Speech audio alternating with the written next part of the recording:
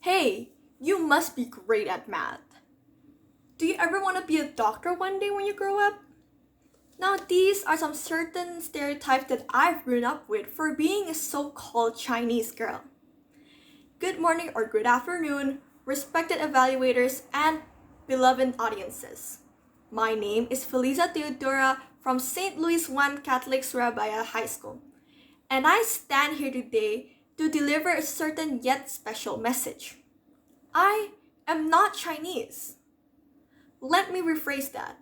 I am not Chinese, although that's what the world perceives me as or labeled me as. You see, racial labels have become a huge impact on our lives right now. Racial labels hold immense power and politic badges inside and outside nations. With that to be said, it's the source of one of the biggest ongoing problem we are having right now. With racial labels comes in racial stereotypes.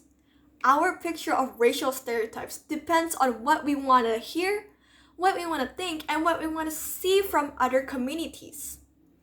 As humans, we truly analyze anything that we come into contact with, and we sort them out into different categories, especially with humans.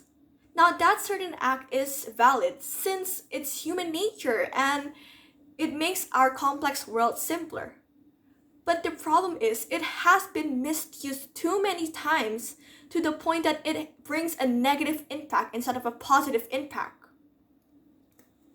We need to remind ourselves that there are consequences and aftermaths on racial stereotypes. Ladies, gents, and my non binary friends, let me remind you that it is disrespectful, it is harmful, it is demanding even when our views of stereotypes is screwed, skeptical, and stereotypical. Picture this. If I were to take every of your right, every of your freedom right now, just because of your background, or just because I think you are not worthy enough, they are not given a chance.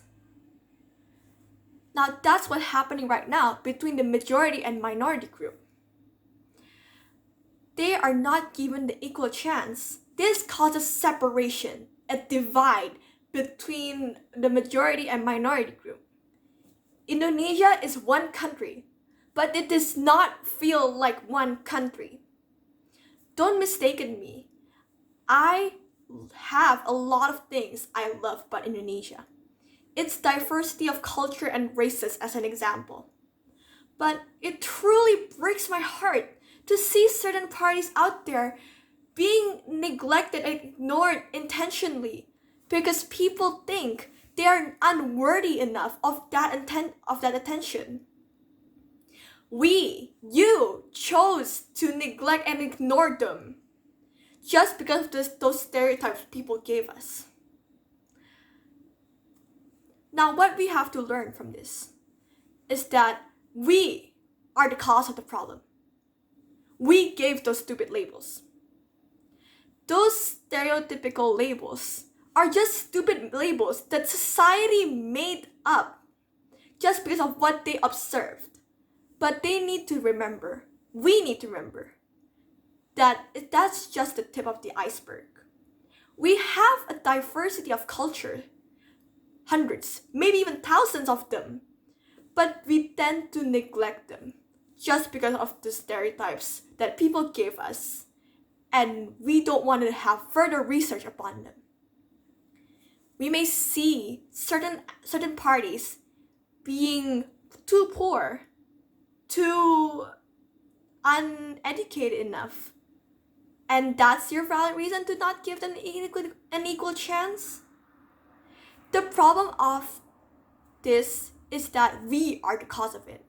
Our selfish desires is the cause of this whole racist stereotypes, racist statuses. We need to all remember that we are all humans. We are all Homo sapiens. Nothing more, nothing less. And that does not give you the valid reason, that does not give you the validation to downgrade another human being. Who gave you the right to think that who deserve a higher rank? Who gave you the right to think that you're better than someone else? How dare you chose to purposely ignore your brothers and sisters in blood out there suffering, not knowing they have the freedom they deserve, like what you do have right now. Laws are needed. We do have laws.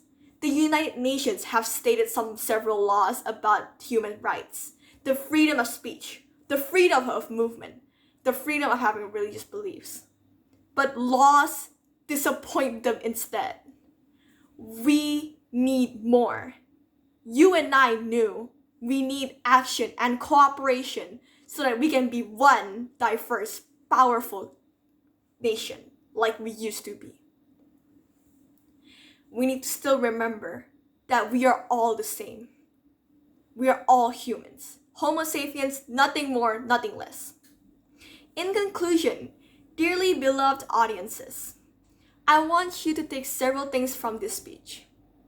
Number one being that you should not downgrade anyone based on their background. Number two is to know that we are all the same. Nothing more, nothing less. Three is to start to take action. Like the famous quote, if not now, then when? These brothers and sisters needs our help. And we are there. We can help them. We with the higher advantage can help them out there to make them realize they have the rights that they deserved. I don't like to be called as a Chinese girl. I don't like to be called as the girl who loves math, who are supposed to be a medical student in the future. I love to be called as an Indonesian girl, striving for justice. I love to be called as a human, merely a human, striving to make a difference in the world. And you must remember too that you are also human. Now let's reflect on ourselves about who we truly are and what can we do in this field to make a difference. Thank you so much for your time.